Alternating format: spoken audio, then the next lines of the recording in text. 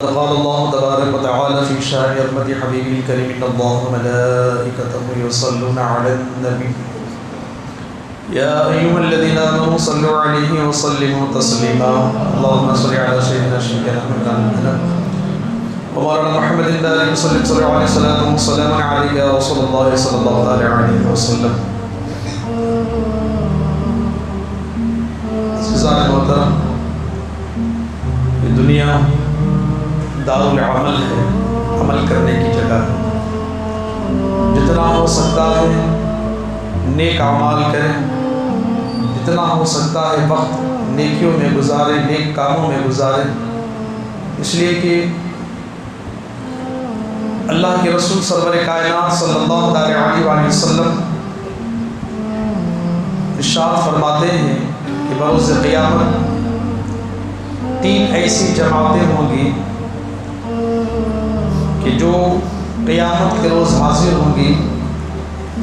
ان میں سے ایک جماعت جو آئے گی اس کے پاس کوئی نیک عمل نہیں ہوگا، بالکل نیکیوں سے خالی. تو ایک سیاہ نمودار آگ ہوگی، بالکل کالی آگ.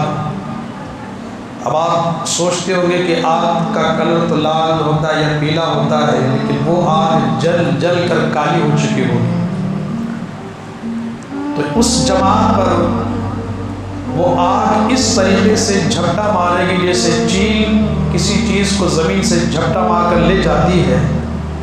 تو وہ جہنم کی آگ ایسے آئے گی اور اس گروہ کو، اس جماعت کو ایک ہی پل میں جھپٹا مار کر لے جائے گی اور اسے اپنے اندر نگل لے گی. پھر ایک دوسری جماعت ہوگی. جو پہلی جماعت کو جب یہ جھپٹا مارے گی تو فرشتے کہیں گے بدبختی ہے ان لوگوں کے لیے. جب دوسری جماعت آئے گی تو وہ نیک ہوگی، جن کے اعمال نیکیوں سے بھرے ہوں گے، جن کے دفتر نیک کاموں سے بھرے ہوں گے. پھر ان کے لیے فرشتہ آواز دے گا کھڑے ہو جاؤ، جنہوں نے اپنی زندگی کو اللہ اور اس کے رسول کے حکم میں گزارا. اور وہ نیک لوگ کھڑے ہوتے جائیں گے کہ جن کے نامہ اعمال میں نیکیاں ہی نیکیاں ہوں گی. اور یہ بھی اعلان فرشتے کرتے جائیں گے کہ جس نے ہر حال میں، سوتے وقت، جاگتے وقت یا تجارت میں، اس نے ہر حال میں اللہ کی اطاعت کی. تو پھر فرشتہ کہے گا خوشخبری ہے ان لوگوں کے لیے کہ جنہوں نے نیک اعمال کیے، اب انہیں جنت میں جانے سے کوئی چیز نہیں روکے گی. تو حضرات محترم، ان کے لیے جنت کی خوشخبری ہوگی اور پھر جنت کی طرف انہیں بھیجا جائے گا. بخوشی آسانی کے ساتھ وہ جنت کی طرف جائیں گے. اب ایک ایسا گروہ ہوگا کہ جس گروہ کے بارے میں سرکار دو عالم صلی اللہ علیہ وسلم ارشاد فرماتے ہیں کہ وہ گروہ کے پاس نیکیاں بھی ہوں گی اور گناہ بھی ہوں گے. اب اس وقت ان لوگوں کا حال کہ جب نیکیاں اور گناہ برابر ہوں گے تو ان لوگوں کے متعلق فرمایا گیا کہ ایک دفعہ اللہ کے رسول صلی اللہ علیہ وسلم حضرت عائشہ صدیقہ رضی اللہ تعالی عنہ کی گود میں آرام فرما رہے تھے، سر رکھ کر آرام فرما رہے تھے. اتنے میں حضرت عائشہ صدیقہ رضی اللہ تعالی عنہ کے آنکھوں سے آنسو کے قطرات نکلے اور وہ قطرات سرکار کے منہ مبارک پر گرے. تو سرکار نے اپنی آنکھیں کھولی، فرمایا اے عائشہ رضی اللہ تعالی عنہ کیا بات ہے، تمہاری آنکھوں میں آنسو کیوں ہے؟ تو حضرت عائشہ صدیقہ رضی اللہ تعالی عنہ فرماتی ہیں کہ میں نے آخرت کو یاد کر کے رویا ہے. حضرات غور کریں، رونے والی کون ہے؟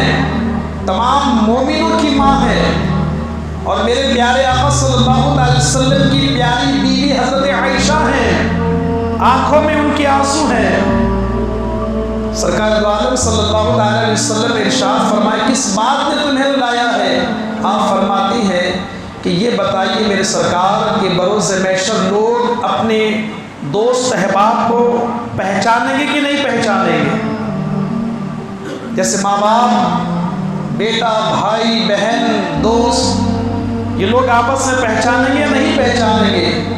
حضرات محترم پیارے آقا صلی اللہ علیہ وسلم ارشاد فرماتے ہیں کہ 3 ایسی جگہ ہے جہاں کوئی کسی کو نہیں پہچانے گا، کوئی کسی کو نہیں پہچانے گا۔ ایک سب سے پہلے میزان، جہاں پر نامہ اعمال تولے جا رہے ہوں گے تو اس کی نگاہ صرف میزان پر، ترازو پر ہوگی کہ میرے نیکیوں کا پلڑا بھاری ہوگا یا گناہوں کا پلڑا بھاری ہوگا۔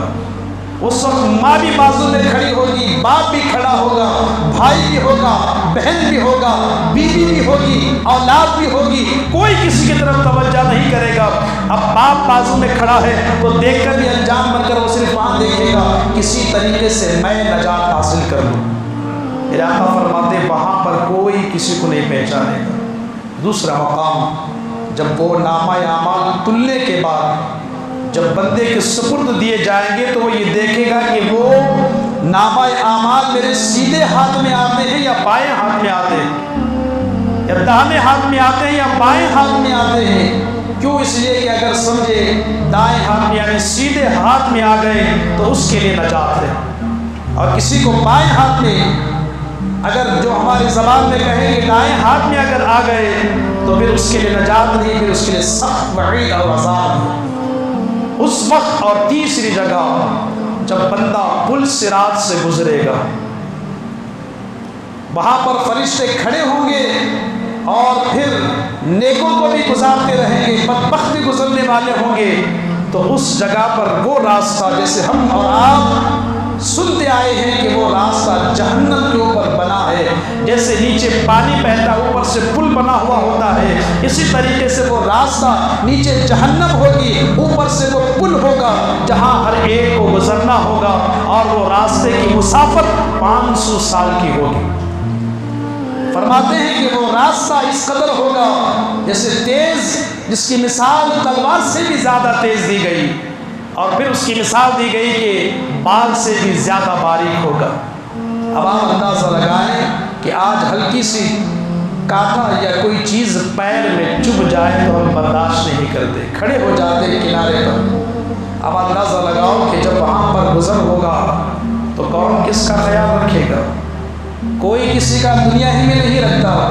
اگر ہلکا سا کوئی پانی میں ڈوب رہا ہے اور اپنا بھی اگر وہاں ڈوب رہا ہے تو یہ اپنے آپ کو بچانے کی کوشش کرے گا، دوسرے کو تو خود پہلے اپنے آپ کو بچانے کی کوشش کرے گا۔ تو وہ جگہ ایسی ہوگی کہ وہاں کوئی کسی کا پرسان حال نہ ہوگا۔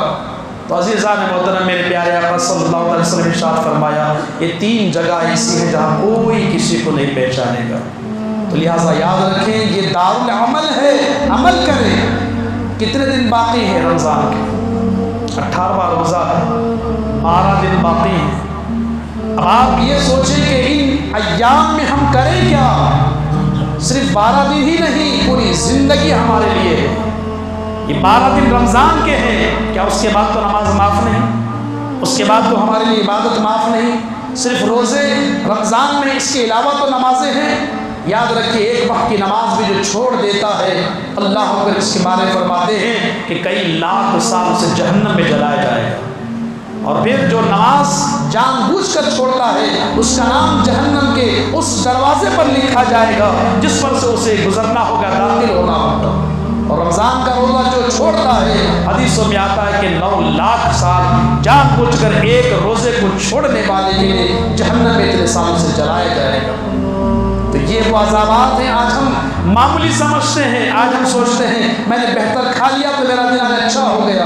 یاد رکھیں اچھا وہ دن ہوگا جس دن آپ نے نیک عمل کیے ہوں گے، اور اس سے زیادہ بہتر یہ بھی ہوگا کہ جو نیک عمل آپ نے کیا ہے آپ نے اسے بچایا ہے یا نہیں، یا کسی کی برائی غیبت چغلی کر کے اس عمل کو گوا دیا ہے۔ تو لہٰذا حضرات محترم، وقت بہت ہمارے پاس کم ہے، عمل کرے، نیک عمل کرے، پتہ نہیں فرشتہ کب آئے اور ہماری روح چیل جیسا چھپٹا مارتی اس طریقے سے ہماری روح نکال کر لے جائے اور ہم زمین پر پڑے رہیں، لوگ دیکھ کر کہیں کہ ابھی ملا تھا، کل ملا تھا، رات میں میرے ساتھ تھا، ابھی سلام کر کے گیا، کچھ لمحہ مجھ سے فون میں بات کیا، لیکن پتہ چلا کہ اس کا انتقال ہو گیا۔ اس سے پہلے عمل کریں، توبہ کریں، استغفار کریں، دیر نہ ہو جائے، نہ جانے کب ہماری زندگی کی آخری سانس ہو جائے۔ یہ دارالعمل ہے، نیک عمل کریں۔ اللہ سب سے پہلے مجھے اور آپ